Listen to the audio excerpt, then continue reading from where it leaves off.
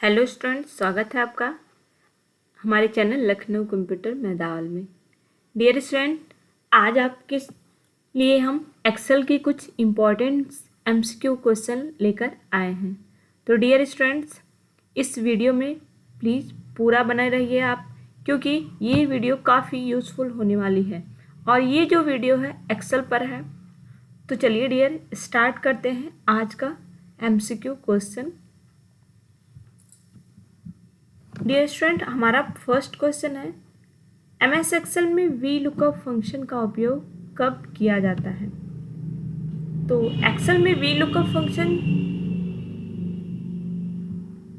Vertical data को find करता है। वी का मतलब होता है वर्टिकल, लुकअप मतलब लुकअप करता है किसी भी सेल रेंज से या डेटा रेंज से वर्टिकल वैल्यू को फाइंड करता है। इसको ऑप्शन ए है वर्टिकल डेटा को जोड़ने के लिए, ऑप्शन बी वर्टिकल डेटा में किसी मान को खोजने के लिए, ऑप्शन सी टेबल को ट्रांसपोज करने के लिए, ऑप्शन डी डेटा को फिल्टर करने के लिए। तो जैसा कि हमने आपको बताया कि लुकअप मतलब फाइंड करने के लिए और वी का मतलब वर्टिकल, यानी कि इसका बी ऑप्शन राइट हो जाएगा, वर्टिकल डेटा में किसी मान को खोजने के लिए। जी हाँ, ये क्या करता है, किसी भी पर्टिकुलर वैल्यू को फाइंड करता है, इसलिए हमारा ये जो वी ऑप्शन है वो सही हो जाएगा। बढ़ते हैं हम नेक्स्ट क्वेश्चन की तरफ। डियर स्टूडेंट, ये जो आज का सेशन है वो काफ़ी हेल्पफुल है। क्यों? क्योंकि आज के जो क्वेश्चन है हम केवल फंक्शन पर, यानी कि एक्सेल में यूज होने वाले जितने फंक्शन है उसी को ध्यान में रखते हुए हमने इस पेपर क्वेश्चन को क्रिएट किया है और काफ़ी हेल्पफुल आपके लिए होने वाले हैं ये। तो हमारा आज दूसरा क्वेश्चन है, एक्सेल में काउंट इफ फंक्शन का उपयोग किसके लिए किया जाता है? ऑप्शन ए रेंज में सभी सेल को गिनने के लिए, ऑप्शन बी कंडीशन को पूरा करने के लिए, किसी कंडीशन को पूरा करने वाले सेल को गिनने के लिए, ऑप्शन सी किसी रेंज में डेटा जोड़ने के लिए, ऑप्शन डी किसी डेटा को ट्रिम करने के लिए। तो डियर स्टूडेंट, इसका राइट आंसर हो जाएगा किसी कंडीशन को पूरा करने वाले सेल को गिनने के लिए, किसी कंडीशन को पूरा करने वाले सेल को गिनने के लिए। मतलब काउंट इफ क्या करता है, वैल्यू को काउंट करता है लेकिन कंडीशन के आधार पर, इसलिए इसका भी ऑप्शन बी राइट हो जाएगा। बढ़ते हैं हम नेक्स्ट क्वेश्चन की तरफ। डियर स्टूडेंट, हमारा क्वेश्चन आपसे है कि ये जो काउंट इफ फंक्शन उसका सिंटैक्स क्या है। आप इसको कमेंट बॉक्स में कमेंट करें, काउंट इफ फंक्शन का सिंटैक्स क्या है। हमारा थर्ड क्वेश्चन है,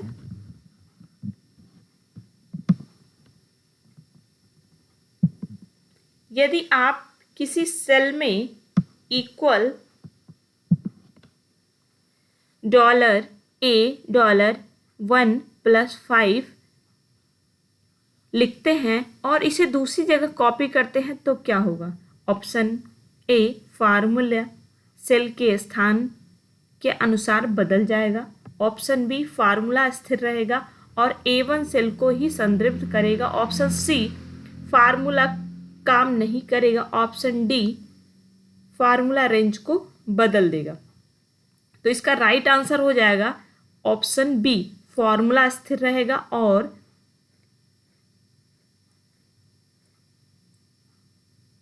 A1 सेल को संदर्भित करेगा।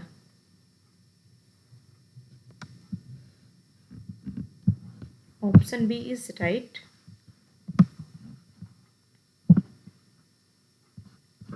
बढ़ते हैं हम नेक्स्ट क्वेश्चन की तरफ। एमएस एक्सेल में एरे फॉर्मूले का उपयोग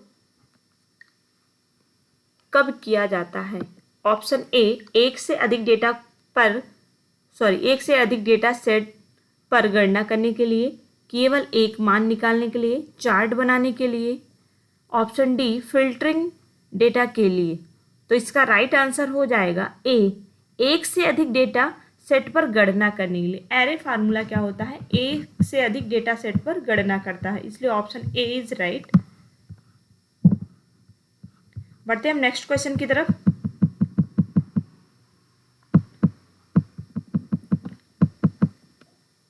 क्वेश्चन नंबर 5, MS एक्सेल में डेटा वैलिडेशन फीचर का उपयोग किसके लिए किया जाता है? ऑप्शन ए डेटा प्रविष्टि को नियंत्रित करने के लिए, ऑप्शन बी वर्कशीट को लॉक करने के लिए, ऑप्शन सी डेटा को स्वरूपित करने के लिए, ऑप्शन डी पिवट टेबल बनाने के लिए। तो इसका राइट आंसर हो जाएगा डेटा प्रविष्टि को नियंत्रित करने के लिए। यानी कि डेटा वैलिडेशन क्या करता है, किसी भी रेंज में वैलिडेशन मतलब वैलिड ही एंट्री करवाता है। अगर आपने उसमें कोई वैलिड नियंत्रण लगा दिया है तो वही केवल डेटा उसमें टाइप हो सकता है। इसलिए ऑप्शन ए इज करेक्ट, यानी कि राइट है। बढ़ते हैं नेक्स्ट क्वेश्चन की तरफ। कंडीशनल फॉर्मेटिंग में आइकन सेट्स का उपयोग क्यों किया जाता है? ऑप्शन ए सेल्स को रखने के लिए, ऑप्शन बी डेटा को विजुअल करने के लिए, ऑप्शन सी रेंज को जोड़ने के लिए, ऑप्शन डी डेटा को अल्फ़ाबेटिकली क्रम में व्यवस्थित करने के लिए। तो इसका राइट आंसर हो जाएगा बी डेटा को विजुअलाइज करने के लिए। डेटा को विजुअलाइज करने के लिए ऑप्शन बी इज करेक्ट। बढ़ते हैं हम नेक्स्ट क्वेश्चन की तरफ। MS एक्सेल में मैक्रो का उपयोग क्यों किया जाता है? ऑप्शन ए वर्कशीट को ऑटोमेट करने के लिए, और ऑप्शन बी डेटा का विश्लेषण करने के लिए, ऑप्शन सी डेटा को फॉर्मूले को जोड़ने के लिए, ऑप्शन डी वर्कबुक को पासवर्ड प्रोटेक्ट करने के लिए। तो मैक्रो ऑप्शन का उपयोग किया जाता है वर्कशीट को ऑटोमेट करने के लिए। वर्कशीट को ऑटोमेट करने के लिए इज करेक्ट।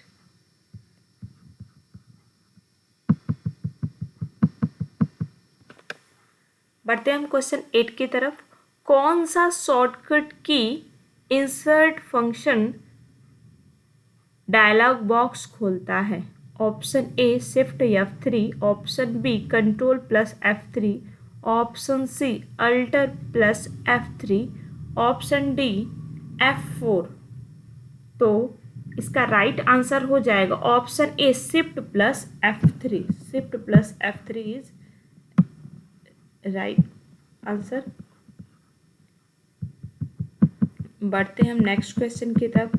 MS एक्सेल में सॉल्वर टूल का उपयोग क्यों किया जाता है? ऑप्शन ए समस्या को हल करने के लिए, ऑप्शन बी एक सेल की अधिकतम या न्यूनतम मान निकालने के लिए, ऑप्शन सी वर्कशीट को सेव करने के लिए, ऑप्शन डी डेटा को ग्रुप करने के लिए।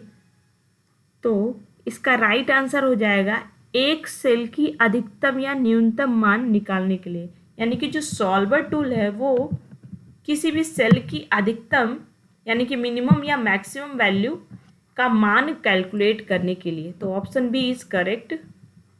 हमारा डियर स्टूडेंट आज का लास्ट क्वेश्चन है। इस सेशन में ही हम केवल 10 क्वेश्चन को ही सॉल्व करने वाले हैं। तो ये हमारा आज का लास्ट क्वेश्चन है कि MS एक्सेल में पावर क्वेरी का मुख्य उद्देश्य क्या है?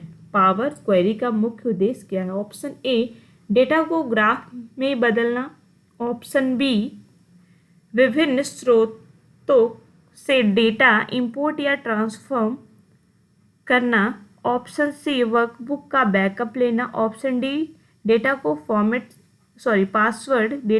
पासवर्ड से सुरक्षित करना। तो डियर स्टूडेंट इसका राइट आंसर हो जाएगा ऑप्शन बी विभिन्न स्रोतों से डेटा इंपोर्ट या ट्रांसफर करना। तो option B is correct. Dear student आपको क्वेश्चन थोड़ी भी हेल्पफुल लगे तो अपने दोस्तों में शेयर करना ना भूलें। और अगर आप कंप्यूटर के किसी भी टॉपिक पर क्वेश्चन चाहते हैं तो आप हमें कमेंट बॉक्स में कमेंट जरूर करें। और मिलते हैं नेक्स्ट MCQ क्वेश्चन जो O level CCC and ADC से रिलेटेड होगा, और उसमें हम लेकर आने वाले हैं इंटरनेट से रिलेटेड क्वेश्चन। और तो डियर स्टूडेंट तब तक के लिए आप लोग हमें ऐसे ही हमारे चैनल पे प्यार और अपना सपोर्ट बनाए रखिए।